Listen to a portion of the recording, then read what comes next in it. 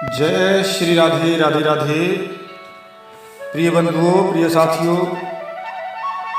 नित्य की परंपरा में, नित्य की श्रृंखला में जो प्रश्न पूछे जाते हैं उसी प्रकार आज भी प्रश्न पूछा गया है।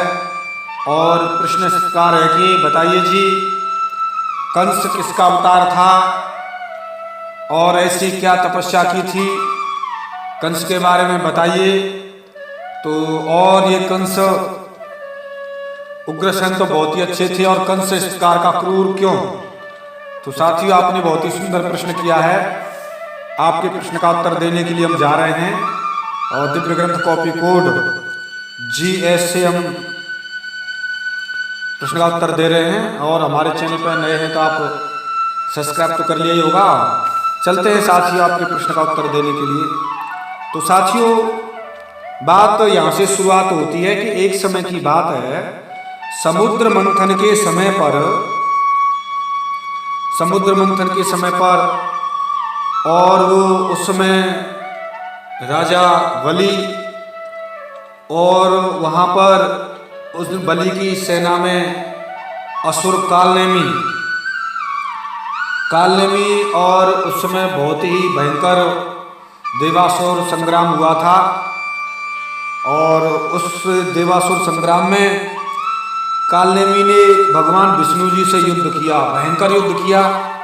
कालनेमी इतना खूंखार था, तो उस युद्ध में भगवान विष्णु जी ने उस कालनेमी को बलपूर्वक मार डाला, सुदर्शन चक्र से उसका सिर काट दिया।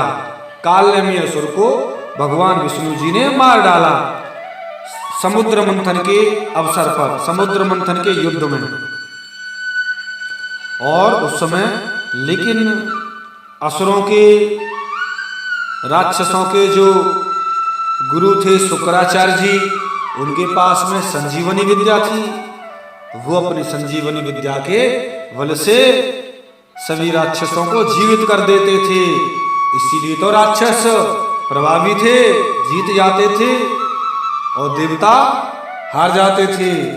तो उस समय शुक्राचार्य जी ने अपनी संजीवनी विद्या के बल से उस कालनेमी को जीवित कर दिया, पुनः जीवित कर दिया। भगवान विष्णु जी ने मार डाला, लेकिन शुक्राचार्य जी ने संजीवनी विद्या के बल से उस कालनेमी को जीवित कर दिया, पुनः जीवित कर दिया। अब तो जीवित हो गया।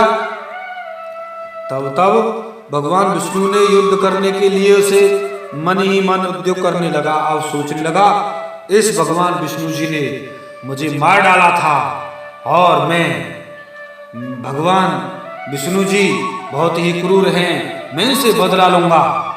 मुझे तो शुक्राचार्य जी ने जीवित किया है, और मन ही मन लड़ने के लिए फिर तैयार, मैं बदला लूंगा, इसने मुझे मार डाला था, ये मेरा शत्रु है। मन ही मन में विचार करने लगा, प्लान सेट करने लगा, कहाँ मिलेगा, कैसे मिलेगा, युद्ध करूंगा। उस समय दानव उस कालनेमी ने जाकर मंदराचल पर्वत पर तपस्या करना शुरू कर दिया कि मैं वरदान ले लूंगा, और वरदान ले लूंगा ब्रह्मा जी से, तो मुझे कोई नहीं मार पाएगा, कोई नहीं मार पाएगा, तो मैं युद्ध में इनको परास्त कर दूंगा। कालनेमी जाकर मंदराचल पर्वत पर तपस्या करने लगा, भयंकर तपस्या, और कुछ नहीं खाता था, केवल दूब घास का रस पीकर ही और तपस्या करने लगा। भयंकर युगों युगों तपस्या की ब्रह्मा जी और तपस्या की। तो उस समय ब्रह्मा जी प्रसन्न हो गए और उसके सामने प्रकट हुए। उस समय कालनेमी के शरीर में केवल हड्डियां मात्र रह गई थी, और उस पर दीमकें चढ़ गई थी। ब्रह्मा जी ने प्रकट होकर कालनेमी से कहा, हे कालनेमी, मैं आपकी तपस्या से प्रसन्न हूँ, वत्स वर मांगो। हाँ, कालनेमी ने कहा, हे भगवान, आप मेरी तपस्या से प्रसन्न हैं, तो सुनो, इस ब्रह्मांड में जो जो महाबली देवता स्थित हैं, उन सबके मूल भगवान विष्णु हैं। लेकिन उन संपूर्ण देवताओं के हाथों से मेरी मृत्यु न हो। मैं किसी भी देवता से नहीं मरना चाहता, मुझे कोई देवता नहीं मार सके, जब देवता कोई नहीं मार पाएगा तो मैं सबके लिए बद्ध हो जाऊंगा और मैं फिर उनको परास्त कर दूंगा। ब्रह्मा जी समझ गए ये अत्याचारी चैन नहीं लगने देगा, इसको कुछ बदलना चाहिए। तो उस समय ब्रह्मा जी ने थोड़ा सा फिर किया और कहा, ब्रह्मा जी ने, तुमने यह जो उत्कृष्ट वर मांगा है यह तो अत्यंत दुर्लभ है, दुर्लभ है। ब्रह्मा जी समझ गए थे उसकी बात को। तथापि लेकिन यह किसी दूसरे समय में तुम्हें प्राप्त हो सकता है, अब तो नहीं, लेकिन किसी दूसरे समय में तुम्हें प्राप्त हो सकता है। हाँ, तो ब्रह्मा जी ने कहा अब नहीं, लेकिन किसी दूसरे समय प्राप्त होगा। अब तो तुम्हें ये वरदान नहीं, क्योंकि भगवान विधान है और वो से कोई नहीं मिट सकता। लेकिन आपने जो वरदान मांगा है तथास्तु वह निश्चित ही पूरा होगा। तो वो पूरा होगा कभी न कभी, अब नहीं। तो भगवान विष्णु के और अन्य देवताओं के हाथों से नहीं मारे जाओगे, लेकिन अब नहीं, किसी अन्य समय में पूरा होगा।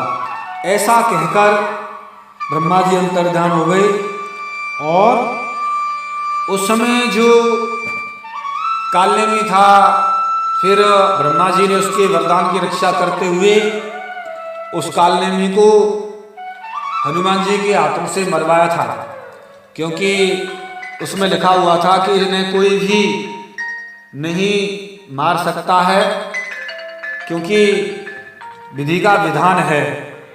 तो हनुमान जी ने उस कालनेमी को मारा था, क्योंकि भगवान विष्णु के हाथों से अवध्य मारना था और भी अन्य देवताओं के हाथों से भी माना था अवध्य। लेकिन हनुमान जी अन्य देवताओं से हटकर हैं, क्योंकि वो शंकर जी के अंश हैं, इसलिए देवताओं में नहीं आते हैं, अन्य ब्रह्म में और महादेवताओं में आते हैं। तो उस दृष्टि से हनुमान जी ने मार दिया साथियों। और वही फिर कालनेमी कंस के रूप में उग्रसेन का पुत्र और पद्मावती का पुत्र, पद्मावती उग्रसेन की पत्नी थी। एक दिन वह घूमते घूमते ऐसे जंगल में गई, दुर्मिल नाम के एक दानव ने उसे देखा, ये तो बड़ी सुंदरी है, मोहित हो गया और वह उग्रसेन का रूप धारण करके और पद्मावती के पास वहीं जंगल में आया। वो भूल गई थी कोई और है, और वो जाकर वहां पर विहार किया। बहुत समय तक विहार करने के पश्चात में उसे कुछ फील हुआ, अरे यहाँ तो मेरे, ये तो कोई अलग है। जब सब काम हो गया, भोग हो गए, तो उसने कहा, कौन है दुष्ट, तू मेरे पति के रूप में है, प्रकट हो, श्राप देती हूँ। तो दुर्मिल दानव असली रूप में प्रकट हो गया, तूने मेरा सील भंग किया है, जा दुष्ट। वन की क्यों मुझे श्राप देती हूँ, कस्य सकस्य, माने कंस नाम का पुत्र होगा और तुम्हारे को नित्य ही तुम्हें तुम्हारा नाम दिव्य ऊपर करेगा, महापराक्रमी होगा। ऐसे करके वो पद्मावती चली गई और उसी द्रुविल दानव नाम के दानव का अंश कंस था, जो पद्मावती से पैदा हुआ था, उग्रसेन का पुत्र हुआ, लोग कहते हैं। तो वो ठीक नहीं है, क्योंकि द्रुमिल दानव का ही अंश कंस था। तो साथियों, आपको ये हमने बताया कि कंस की पूरी गाथा कथा, कंस कौन था, कैसी था, कैसी कथा थी, किस कांश था। मुझे ऐसा लगता है आपके प्रश्न का उत्तर पूरा हुआ। और साथियों, मिलता हूँ किसी एक विशेष गहरे रहस्य के साथ में, तब तक के लिए जय श्री राधे राधे राधे, जय श्री राधे राधे राधे, जय श्री राधे राधे राधे।